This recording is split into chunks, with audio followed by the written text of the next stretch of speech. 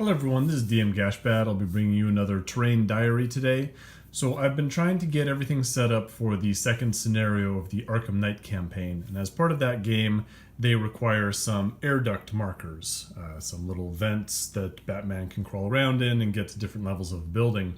Now of course I could use anything. I could use just markers or tokens or stuff. Knight models make some, but they cost, actual money, and there's a problem with actually getting them from my local gaming stores. So I'm going to try and make my own today. I'm going to make some AC units, some ducts, some vents, just various things to stick on buildings. I can use them as scatter terrain on rooftops, that kind of thing. So for a while I've been looking for plastic pieces to make nice just grates or vents or that kind of thing. I never actually found anything like that. So what I'm going to do instead, it's going to be a little bit more labor intensive, but still I don't expect this to be a big project. I took these little 3/4 inch wooden blocks, got them at a craft store a million years ago. So these are going to be the basis of the things. And then I took I took the thinnest strip of balsa wood, so square cut balsa wood. I could have used plasticard. I probably could have just cut myself some long strips of thick card or something like that, but I want to do this way. First off, it's cheap. Second off, it's easier. So anyway, what I'm going to be doing is I'm going to be making some edges for the vents on each side.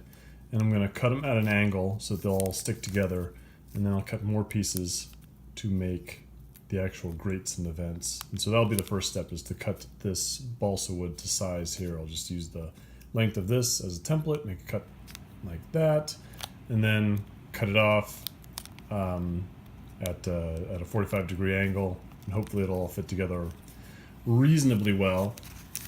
I also got this.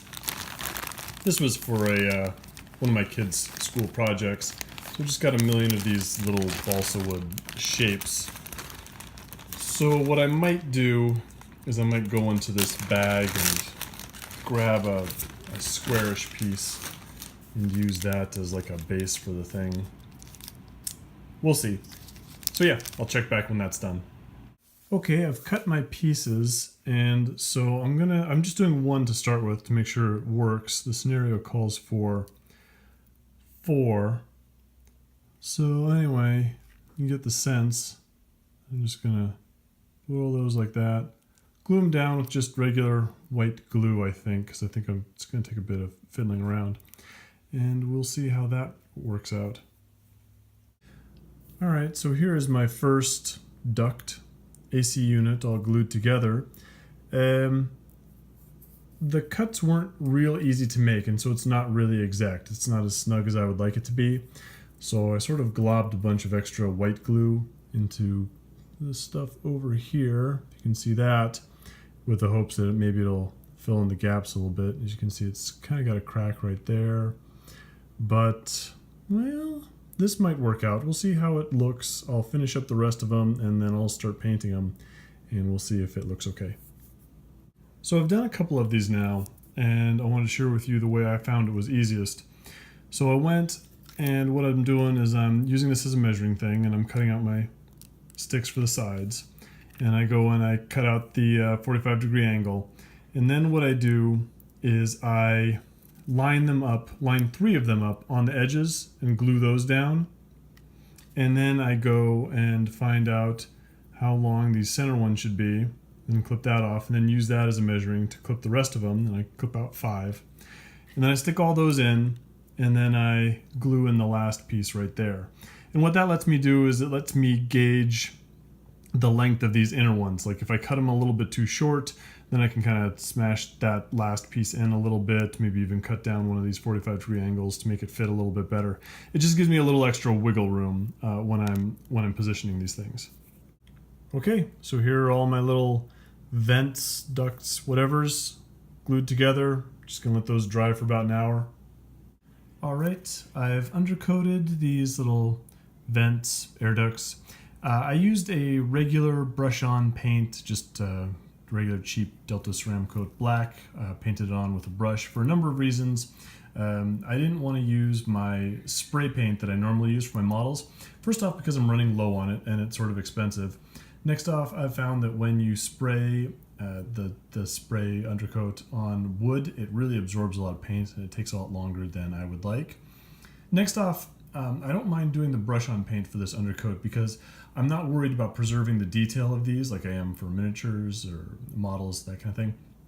I actually want to disguise some of the wood grain on these. So if the thick gloppy black paint actually goes away to filling in some of this wood grain, some of the little gaps on the vents, on the sticks that I put on the front, then that's a good thing. So that's why I did that. Next step is to put on a silver base coat.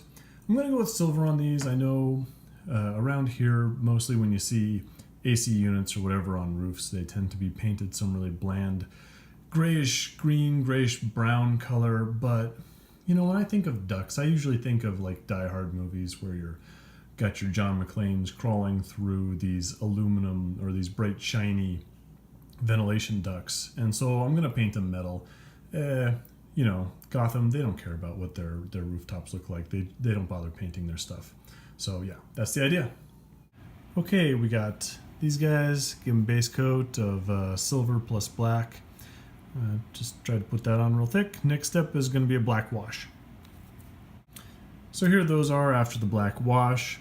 So the next step is I'm going to put a couple of highlight coats on these guys. It's not exactly going to be a dry brush because again, I don't really want to pick up this wood grain texture. And it's not exactly going to be like a careful layer or anything. It's going to be like a real heavy, wet, dry brush. I'm just going to go over and add a little variety of color onto these things. So here these things are after a very quick set of highlights, going up to pure silver on the edges.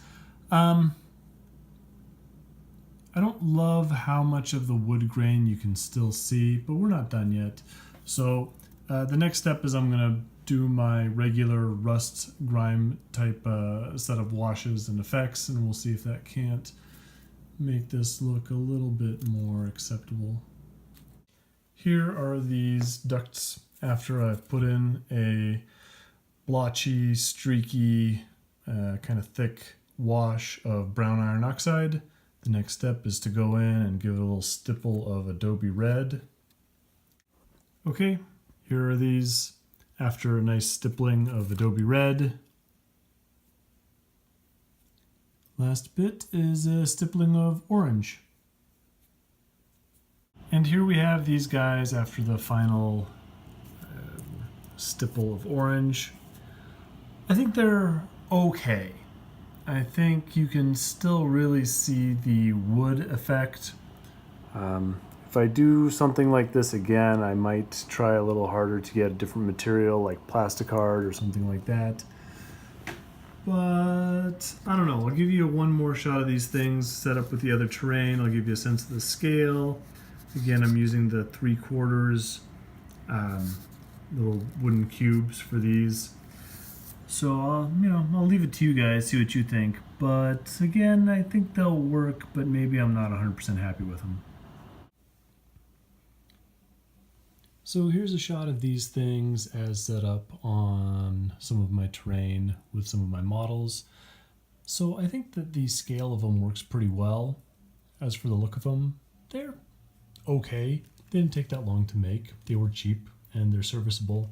I think in the future, if I were to do them again, I would probably not use the balsa wood strips, but instead use plasticard or something like that. Yeah, I think they'll work. So anyway, if you have any questions or comments, leave them below.